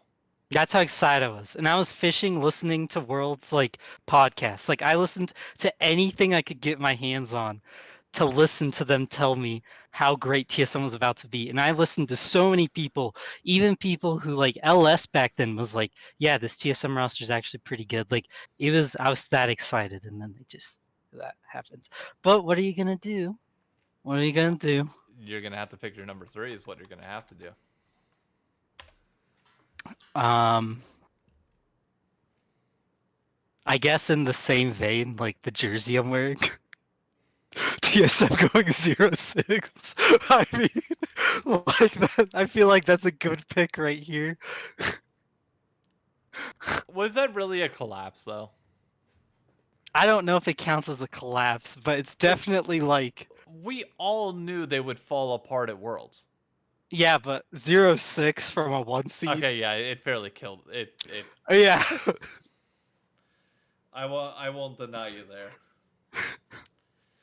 Um. Okay. So I see people putting in chat Kaboom. I know nothing about Kaboom. I'm not gonna lie to you. I've seen They the beat name thrown Alliance. around. Like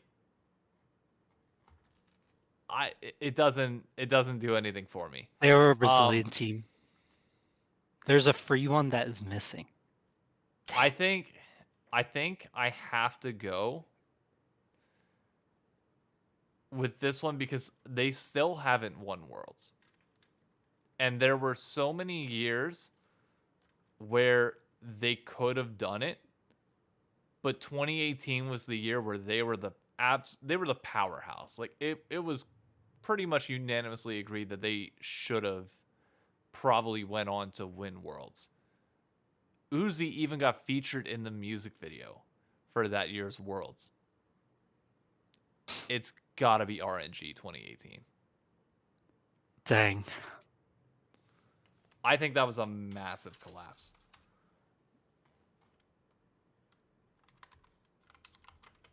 Everybody was hyping them up. They looked decent in groups and then lost to G2 in a 5-game series. Oh, that hurts. That was Uzi's best chance, and he never got back from there. Trying to think. Like I'm trying to think of rosters that I just watched and I was like, ugh. Oh, I know my next one. Oh, I just can't think of one off the top of my head. I don't really remember collapses that well. Because I hate them. And a lot of them involve me. um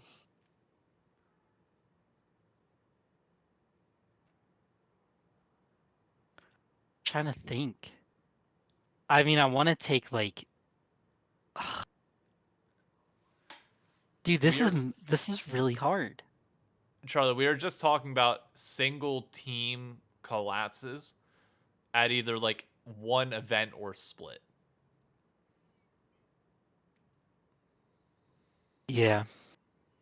Sorry I'm taking so long. I just can't think No, of you're one. fine. I'm going through the years. The problem is my knowledge and history is limited to 2018 on. So like mine are barring the ones that I've listed here. Everything I know is more recent, and I've got two really good ones. I'm trying to think. I would say I'm trying to think of that European one. Oh, what is it? Oh, Zebra saying oh Elements I know what it 2015. is. Finally. Yep, he took it. That's what I was gonna say. Reckless and Frogging together. Yep. Is No, that it what was that team was? No, I don't think it was. I think he was on Alliance. Was it Elements? I need him to remind me. People are saying Alliance. Because I can't remember. But that's the one I wanted to take. Alliance? Alliance? Okay. I don't know the year. But they... So it was before your time, I'm pretty sure. Yeah, it was well But before my time. Put it this way, I only know Reckless's history once he was with Fnatic. Like, that's my start to League of Legends. let me find... They don't have like a team list? They can't just give me a team list? Man, this is like Okay. hard to find. Let me But rephrase. you can go with your next one. My time with was whenever Fnatic had Reckless back the second time. So 2017 was my introduction to League. Mm-hmm. It was Elements. That was her name, Elements? With Yeah. Frog and Reckless? You're I sure? think so. Let me make sure. Because chat's disagree. Yep, Froggen and Reckless. They switched their name to Elements. But okay, so it was Alliance/Elements. No, it was Alliance when he joined, and before the season started, they switched their name to Elements. Okay. That's why I couldn't remember the name. But no, it was so bad of a collapse in the spring split that they cut him, Oof. and he went back to Fnatic and that was when he stayed at Fnatic for like basically ever. Oof. Like that's how bad it was. They literally the team broke apart. Okay. I've got one for you. Okay. I can't think of another time in LoL esports history that a team collapsed so bad at an international event that one of the players had to bench themselves. I'm going 2018 Team Liquid. The super team that was supposed to be the beginning of the new era and was the continuance of the same. Emily's calling me, so I'll let you do your pick and listen. Okay. I'm gonna take I'm finding it again. This is stupid.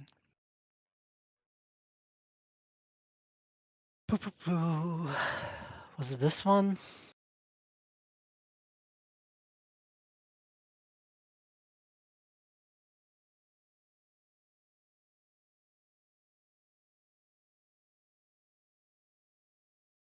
I think it was 2021.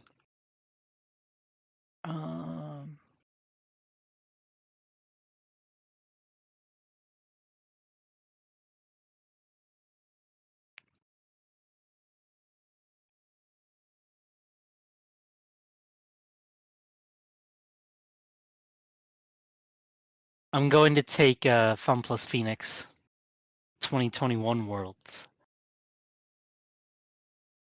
That's the one I was thinking of.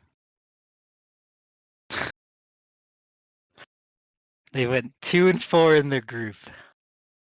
They had Nuguri, Tien, and Duumbi, and went 2-4 in their group.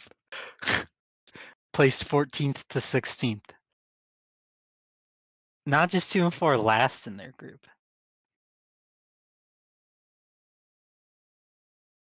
Yes. I remember the Monty one.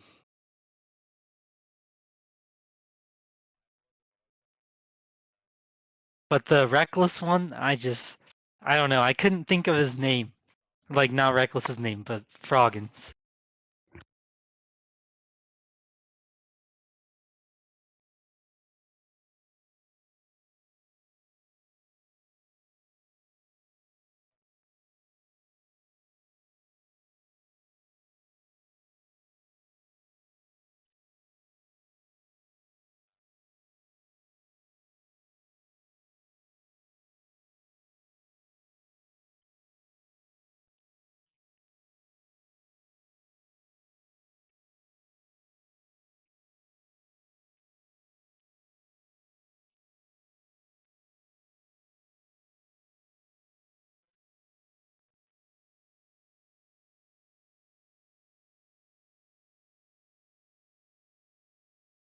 Alrighty, let's go through, because I want to remember the Elements one.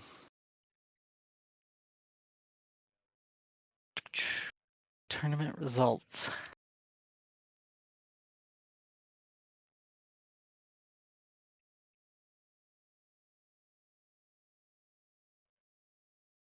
It was Shook.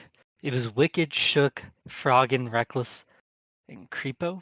Or Nif? Whoever Nif is. But I'm trying to think. that no, the Tien one I took though that year, I remember them coming in, people were like, oh, they're gonna curb stomp some kids. And then they just sucked. Yeah. Absolutely sucked. I mean, the whole thing from top to bottom, really that whole year was a failure. I'm trying to remember if there were any other major collapses.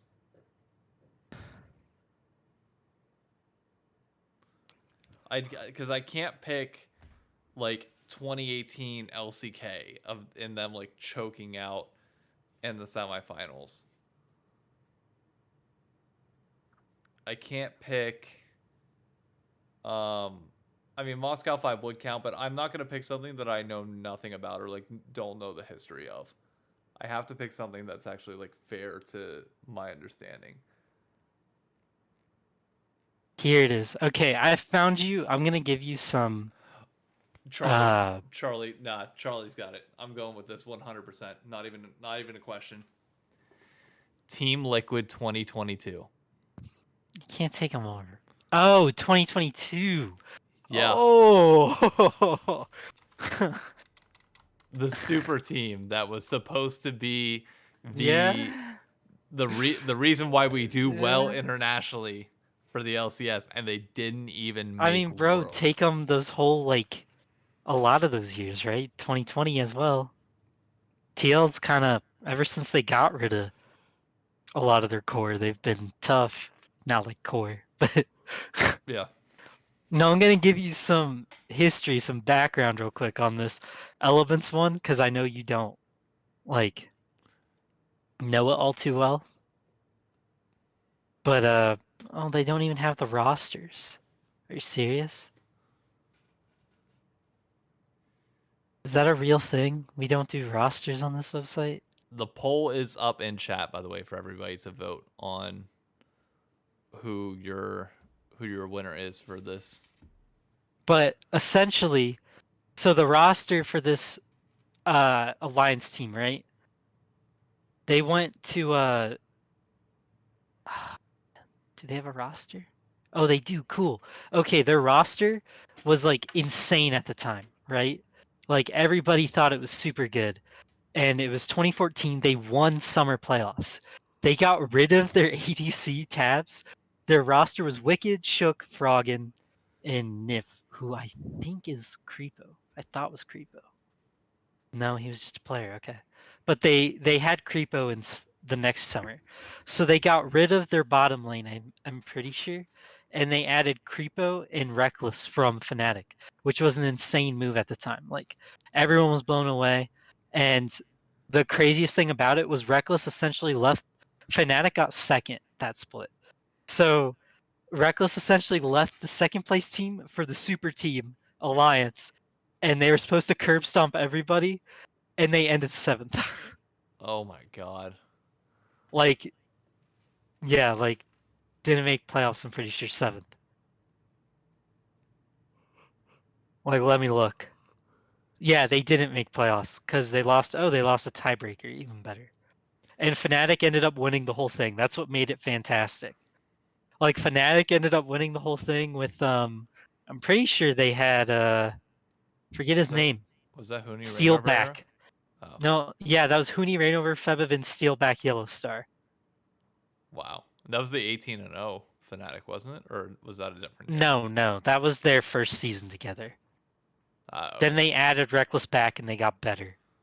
But like Reckless went back to Fnatic, but that was why a lot of people like the beginning of uh League of Legends, a lot of people saw Reckless kind of as this like that's why people just didn't like him. Like newer people joined, right? And they now everybody loves Reckless, I feel like, where everyone Oh, wants to see him win. But I at the mean, beginning, I came in at the prime of like Reckless was like the guy.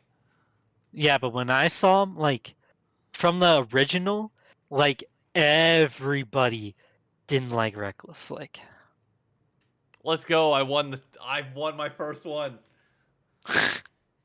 Let's go. nice. Finally. The I lost. I know a lot of people remember like I don't feel like there's many plays where people just like think of Reckless being like the superhuman ADC. They just think of him as like a consistently good player now. But I will never forget the Senna game versus Jackie Love, Uh, where I think it was game yeah. 2 of that 5-game series where they went down, and he predicted a Senna W over a wall in bot lane, like Yep. predicted an Ezreal E flash, I think it was, or something like that, and just landed it perfectly and blew Jackie Love the fuck up. It was like, what the fuck was Yep. that? Like, you are on one right now. See, that's why a lot of people love him nowadays. But back in the day, he was like hella hated because he was basically Kevin Durant. Stats player, pad and everything. Yeah, stats player, and he was like Kevin Durant in the sense of he just kept going to the best team. You know what I mean? Yeah. I mean, I said that about Jensen when he went to that TL roster and got hated on. And then after TL started winning a lot and everyone started to hate him, everyone started to call him the Kevin Durant type. All of you are annoying. I said it right off the bat. And in that Optic Discord, everyone said, "You're retarded, Paul. You're an idiot. Shut the fuck up." Like all that stuff. And I was Watch like, the R word, by okay. the way. What? Watch the R word when we're on Oh, stream. my bad. I'm sorry. I'm around a lot of military family that I never normally correct about when we're on stream. Yeah, my bad. But they were like blah blah blah blah blah, and I was like, okay. And then after Jensen left, everyone started to admit it.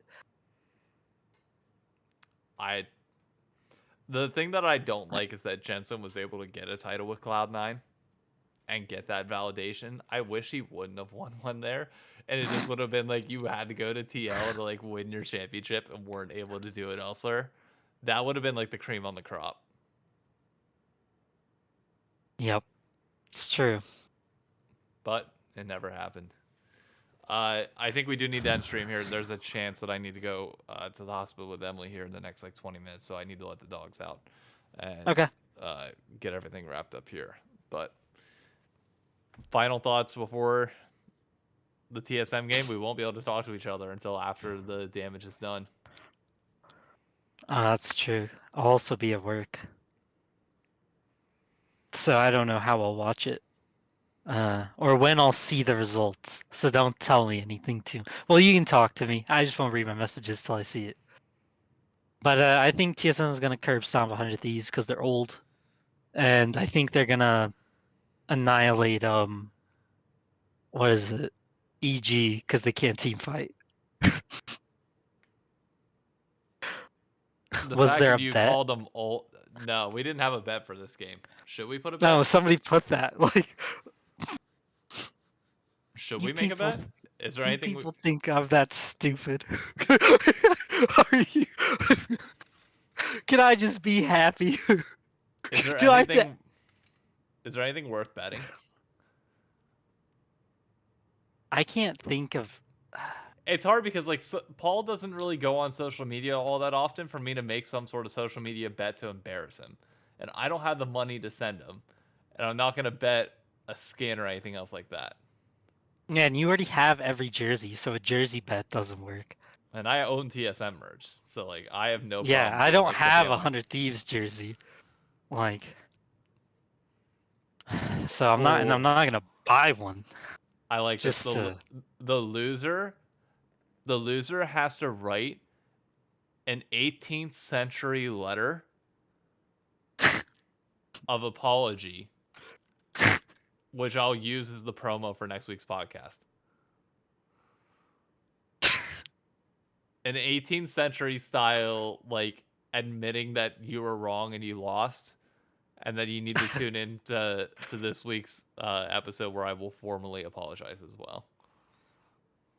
An 18th century apology. Yeah. And can't half-ass it either. Like have to like. Well, I'm like reading one to see how I would even write that. You know what I mean? 7 years ago.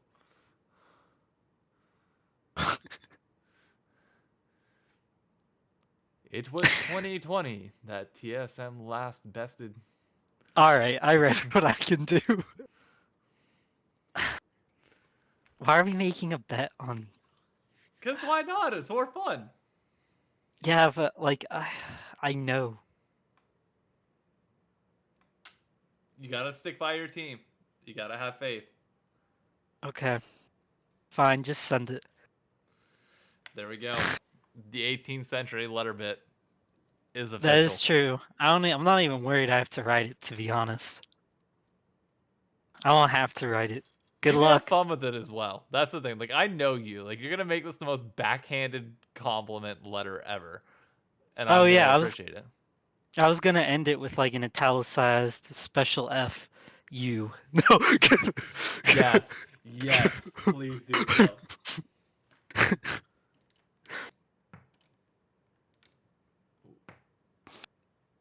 There's a spider that I mean, I'm not worried though. I ain't gonna lie.